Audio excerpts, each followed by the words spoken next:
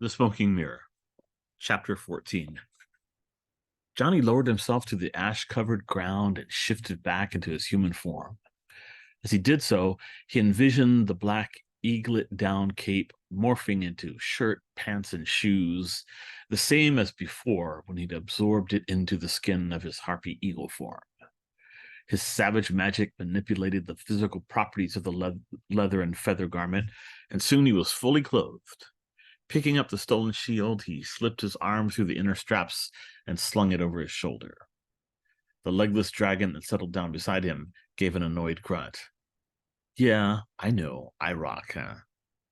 Carol gestured with her huge reptilian head. What? Oh, turn around? Got it. He gave her his back and looked around at the emptiness.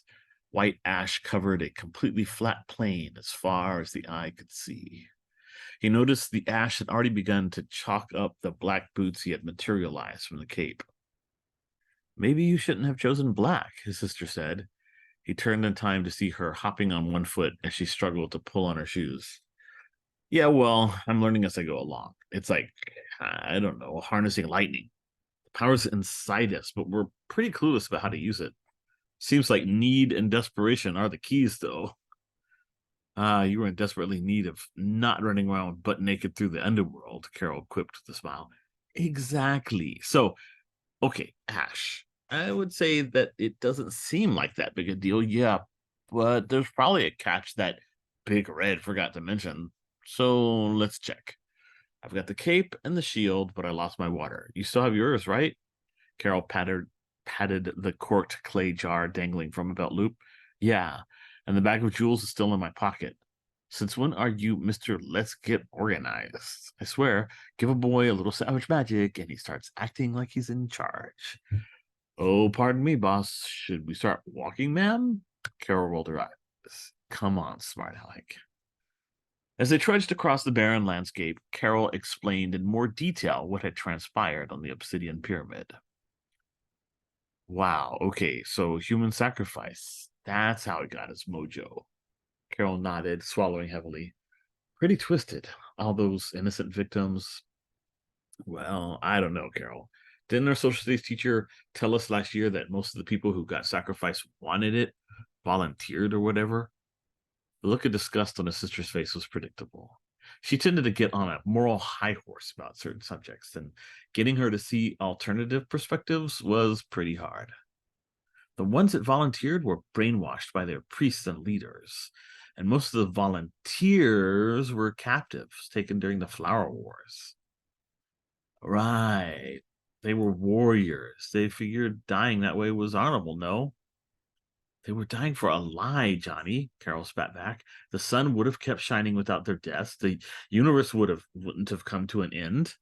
Maybe, maybe not. I've seen some weird stuff down here that makes me, not want to assume anything anymore.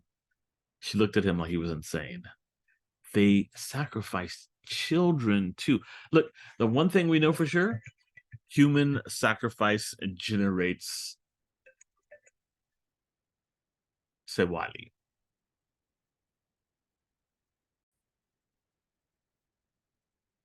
I've been attacked by that shadow sorcery, and it's evil. Ergo, those traditions were wrong. Look, I agree with what you're saying, basically. I just don't want you to blame our ancestors or to make them out to be all bad. Carol softened a little bit. No, of course not. The Aztecs were great people. In terms of culture, science, and guts, I admire them. Now that I know their gods actually exist, I definitely can't blame them for doing whatever they could to appease the Dark Ones. No, I am angry at the gods themselves, Johnny. They're the bad guys here. So, speaking of dark gods and stuff, were you tempted even a little bit? I mean, in the movies, you always see chicks falling for the old, powerful supernatural guys, vampires and stuff. No way. It's just gross. He's like 2,000 years old, Johnny. Her expression went thoughtful for a second. And besides, he wasn't even cute or anything. Johnny laughed. I hope Tezcatlipoca's not listening in. All he needs to do is send some hot-looking demon, huh? Shut up, that's stupid. She smiled at him as she gave him a little shove. I'm barely going to be an eighth grader. I don't even think about stuff like that. They joked at each other's expense while they followed the black road, barely visible beneath the ash. Soon they were stained to the knees with the white powder.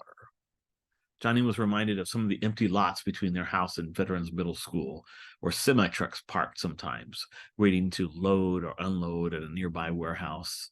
He'd run through those dusty, barren plots of land several times, trying to avoid a fight with some wannabe gangster. His father didn't approve of fights. If someone picks on you or makes your life difficult, tell your teachers, tell the principal. Of course, what Dr. Garza didn't seem to realize was that the teachers didn't want to get involved and the principal was just collecting a paycheck. Some days it seemed there was virtually no discipline. A series of food fights in April had even led to the arrival of a bunch of extra administrators from central office to keep an eye on the kids for a couple of weeks. The upshot of the chaotic atmosphere was that Johnny had been forced to defend himself or Carol a couple of times, not from any really dangerous people, just low-level punks looking to pick on the smart kids. Johnny, who, like Carol, was tall for his age, had gotten into 3 or 4 scrapes in 6th grade, and last fall he'd been in an actual knockdown brawl after school. He'd explained away the occasional bruise to his parents as the result of overly vigorous PE activities, and Carol, though she did not approve of these fights, had said nothing. Now, of course, Mickey Mouse Maldonado would spend the summer thinking of ways to get back at Johnny for the humiliation of their last encounter. He's got a surprise coming, Johnny mused with satisfaction. After tangling with a bunch of gods and monsters in the bowels of the underworld, I'm not all that scared of his macho gangster crap. He envisioned all the bullies he could put in their places with his new abilities, all the innocent kids he could defend. Maybe I can even bring the shield out of Mictlan with me. Be sort of like, I don't know, the Hispanic Captain America? Something. He entertained himself for what felt like hours, daydreaming about all the perks of being a Nahual. From time to time, Carol would break the silence with a question, but for the most part, they didn't talk. The comfortable habit of shared reflection was an easy one to fall back on, and Johnny's heart warmed at the memory of many long summer days spent in each other's company, reading or writing or building stuff with Legos. Gradually, the twins began to perceive clouds of ash puffing skyward along the horizon. Harsh, grinding, almost mechanical sounds reached them across the desolate plain. I'm pretty sure that's not a train, Johnny quips. Probably something bad. Things have been too calm for too long. Johnny smiled. An eagerness to face the obstacle rose in him. Danger is addictive. That's what Dad used to say. Well, he's right. Let's check it out then. And they picked up the pace, and before long they saw it. A monstrous creature with skin like cracked clay through which a red inner fire flickered. Its elongated head was topped by long, thin metal spikes that ran down its nape and along its spine. Humanoid arms and legs were tipped and claws of the same material. As it glimpsed them, the thing opened its mouth wide, and from between the iron teeth it belched an enormous cloud of white ash in their direction. The twins stopped in their tracks, but the powdery flakes settled on them like fresh snow. Whoa, Johnny smirked, brushing ash from his lips. You really showed us, huh? Your scary ash is the last straw. We give up. Carol muttered something under her breath. Johnny just ignored her. She wouldn't know a good joke if it smacked her upside the head. The monster gave a dark, rumbling laugh. Oh, delicious irony, it grated. Continue. Share more of your sardonic quips, Skinwalker. Why? Are you going to say, I'm rubber, you're glue, whatever you say bounces off me and sticks to you? Wow. The Lord of the Dead really needs to hire some new thugs. Interesting you should mention substances that stick to one. You've not been a skinwalker long, have you, boy? Johnny turned to Carol. You know what? Screw this talkative demon.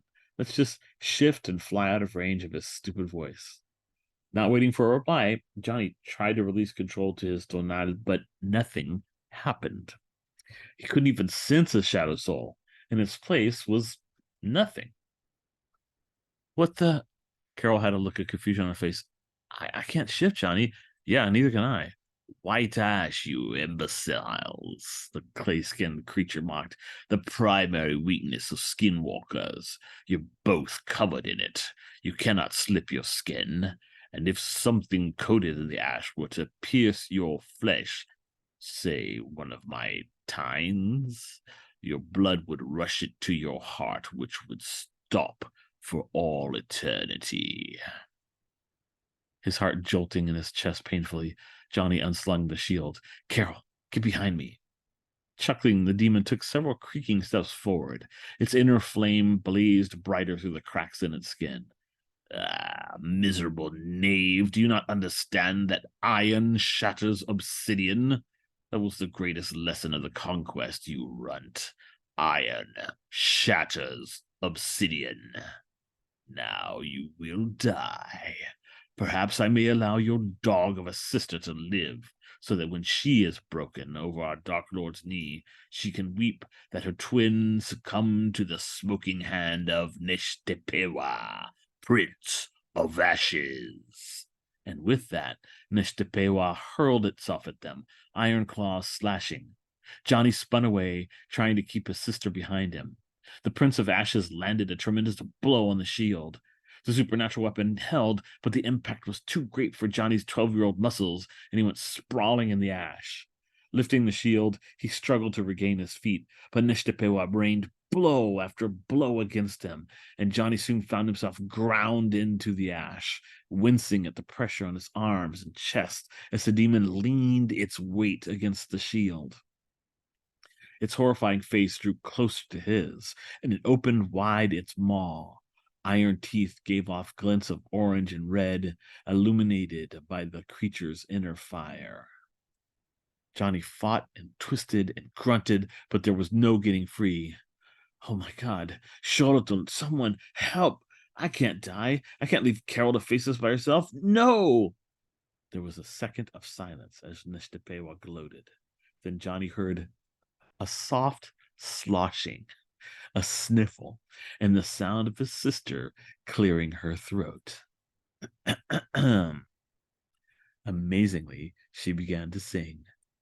Allá en la fuente había un chorrito, se hacía grandote, se hacía chiquito.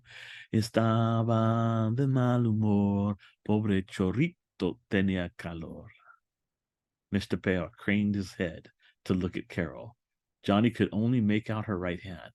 She had uncorked the clay jug of water the little people had given her. Shape-shifting's not the only magic we've got, you freak. Now get off my brother before I go all Dorothy on you. The Prince of Ashes spat sparks. I do not fear you, wench.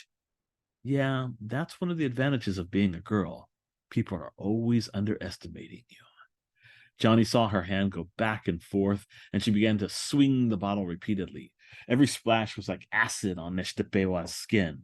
Its inner flame guttered. Its skin began to run like mud.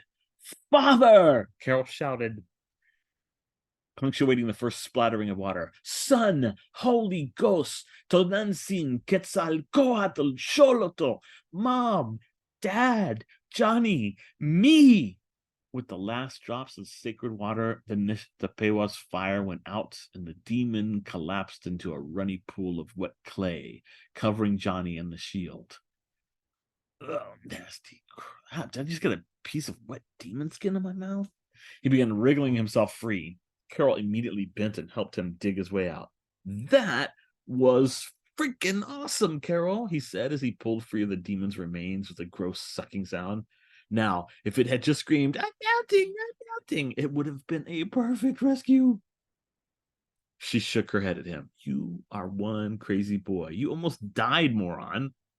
Yeah, well, I've got my magic song singing sister at my back, so it's all good.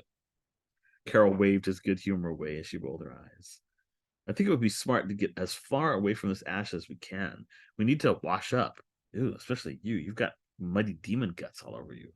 I know. Awesome. He joked in a high-pitched voice. So, what's the next obstacle? Do you remember? Carol tried brushing some of the ash from her clothes and started walking. Heart-eating demons? Whoa. Finally, something that'll like us for what's on the inside instead of our credible good looks. He flashed a smile at his sister, and they picked up the pace.